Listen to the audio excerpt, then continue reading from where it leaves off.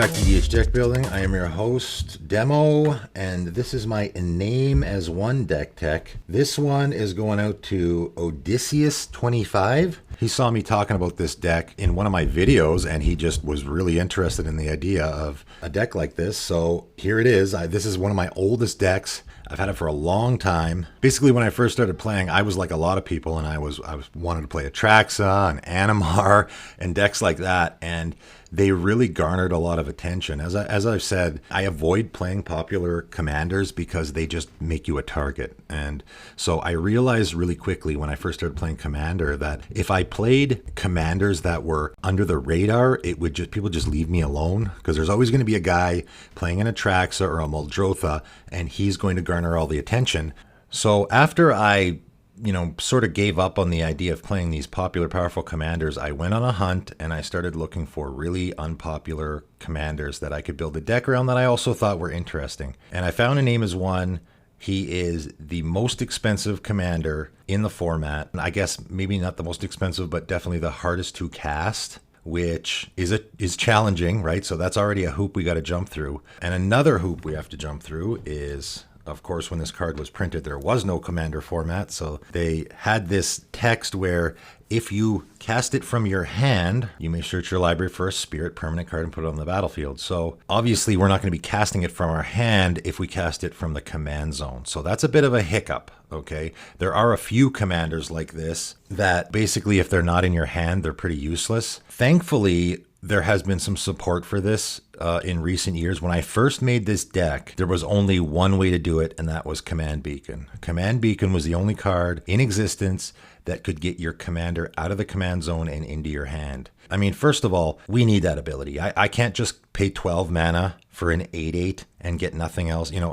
I need that first ability in order for this to be worthwhile. So in order for that to happen, I need Command Beacon in play. Now I'm thinking, okay, well, I'm in green, and there are lots of cards in green that search for lands, not basic lands, but just land, period. So that's already, I'm starting to formulate a plan. And I was also thinking, okay, well, my commander's crazy expensive, and one of the best ways to ramp in the entire format is with Urborg and Cabal Coffers. So I thought, okay, I'm going to build a deck that is going to be all about having, searching for non-basic lands. I need lots and lots of cards to search for non-basic lands because I need Cabal Coffers and Urborg in play. And more importantly, I need Command Beacon. That's where I started. That was my starting point for the deck. So cards like Hour of Promise, I think Hour of Promise had just came out right after I started making this deck. So that timing was good. Hour of Promise can get us both Urborg and Coffers. But remember, that's not good enough. We can't just have Urborg and Coffers, right? Lots of mana is good, but we still need to get our commander into our hands. So we need 3. Template's Discovery is the best card for this. Another card that doesn't get played nearly as much as it used to. This can get us all 3 lands. And they come into play untapped, which is even better. Typically what I do with Temperate Discovery, because sometimes you will get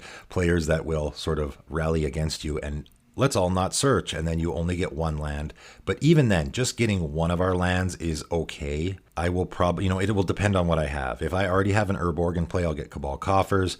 If I don't have Coffers or Urborg, I'll probably get my Command Beacon, because then at least I can put my Iname into my hand. But Template's Discovery is probably the best card in this deck, because it does allow us to get all 3 lands that we really, really need. Reap and Sow is another one, allows us to go get any land. We can also destroy a land if we entwine it. Traverse the Ulvenwald. This is one that you don't see. I don't think I've ever seen this in Commander. Obviously, we only want to use this when it has Delirium. I mean, we can just search for a basic land card if we want, if we really need one at the start of the game, for example. But really, we want to wait until we have Delirium. And then we can use this to just go any land out of our deck, right? We can get our Urborg or our Coffers or our Command Beacon.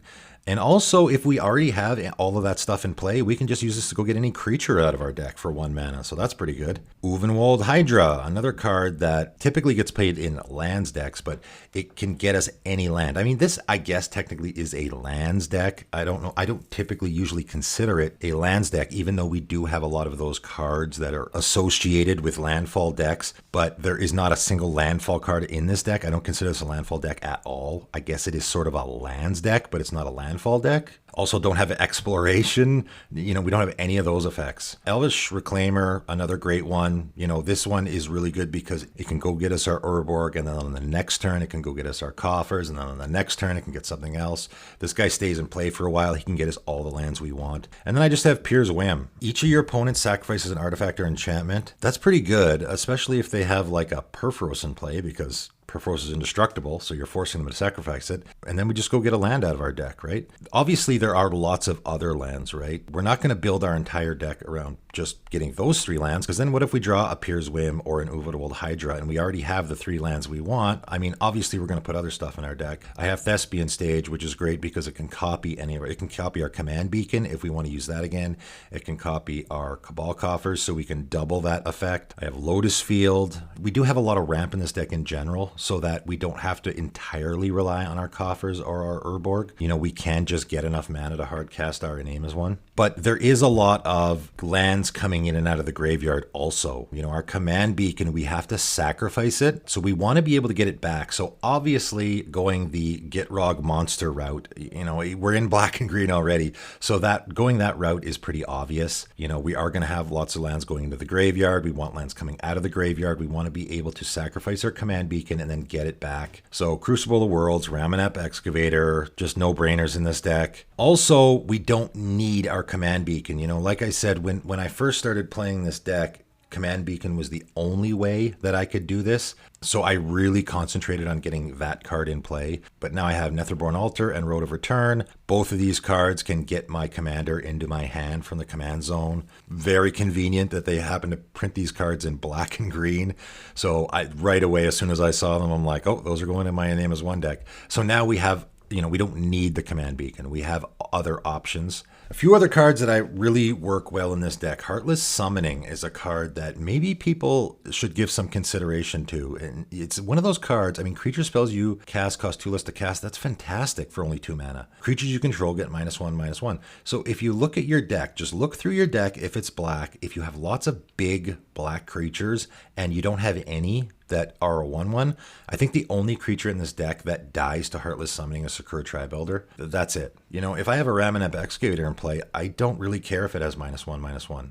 Oh no, it's a 1/2. I'm not going to attack with it anyway, so what do I care, right? The -1/-1 doesn't really hurt me. My Iname as One being a 7/7 instead of an 8/8, who cares? Its abilities is more important to me, right? So this is a card that people should give some serious look to if it maybe fits in a deck. I put it in this deck because my commander's super expensive, so now my commander only costs 10 instead of 12, and also I have a lot of other really pricey creatures in this deck, so it helps a lot. Steely Resolve, I talked about this in my Coma deck tech. This is just a great card if you just want people to keep their hands off of your creatures, right? In Name as One, we really want to die because of its second ability, right? I haven't talked about his second ability yet, which is whenever he's put into a graveyard from play or whenever he dies, you can remove him from the game, and if you do, return target spirit card from your graveyard to the battlefield.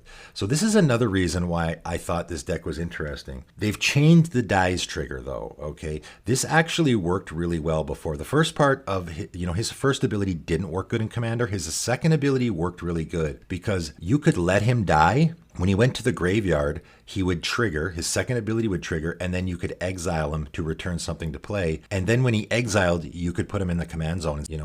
Unlike Alenda was a card that you'd have to let her die in order to get the effect, and then you just leave her there, and you'd have to figure out a way to get her out of the graveyard. They've changed the dies trigger now. So you just have to be careful with this, right? When Name It As One dies, technically you can put it to the command zone, but you don't. You let it die, you let the trigger go on the stack, then you exile it, and then when it exiles, you put it back in the command zone, right? Because whenever your commander changes zones, you have an opportunity to put it in the command zone. And what we really want is we want both, right? We want to cast our Name As One, get a spirit card out of our library, put it directly into play. Then when our Name As One dies, we get a spirit card and put it directly onto the battlefield. It works really good against a board wipe because if we go get a big spirit out of our deck and put it into play, and then someone board wipes, our Name As One and whatever card we got will go to the graveyard, and then a Name As One will trigger, and we can bring that other card that just died, put it directly back into play.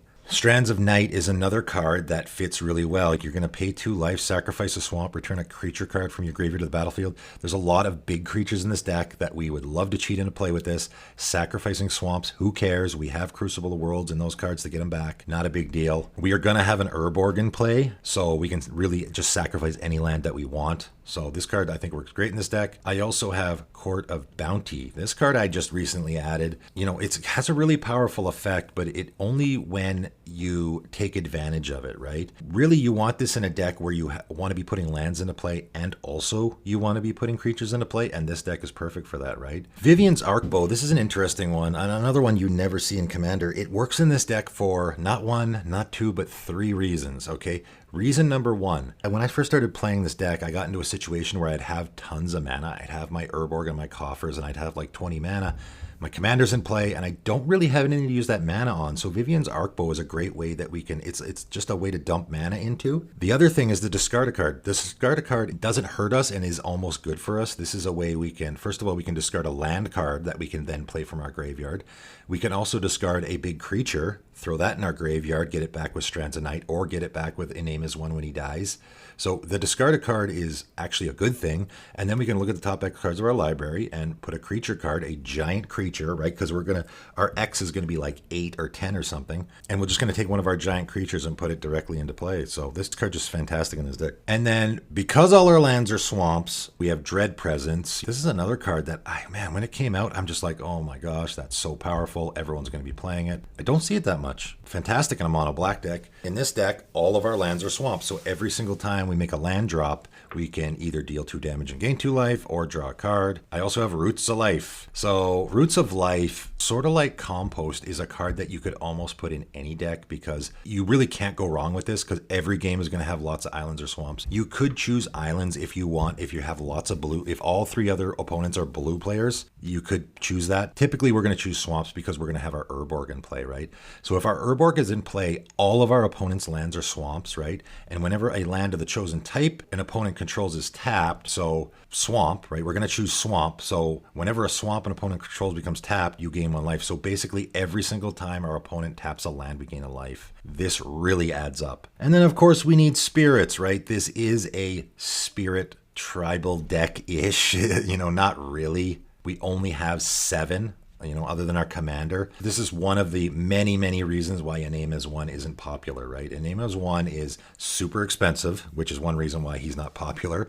Number 2, he has that ability that you need him in your hand in order to use, which sort of almost makes him unplayable as a commander. And number 3, black and green is just not good for spirits, right? Black and green spirits is not great. You know, if you're going to make tribal spirits, typically you're in white, you're in blue. They have all the good ones. But we do have some really good ones in black and green. If you've never had a Kuro Pit Lord on the table in a game of Commander, you're not living life. Man, this guy is good. This is usually the first thing I grab. When I cast Iname as 1, because it's usually later in the game, my opponents already have a pretty healthy board. Maybe I'm getting attacked. I go get Kuro, problem solved. Pay 1 life is, as everyone knows, not a big deal in Commander. And this guy, I can just sit there wiping everyone's creatures, you know, and then someone goes, oh, I cast Heroic Intervention in response to save my creatures, but, oh, my pay 1 life, target creature gets -1/-1 until end of turn is an instant ability,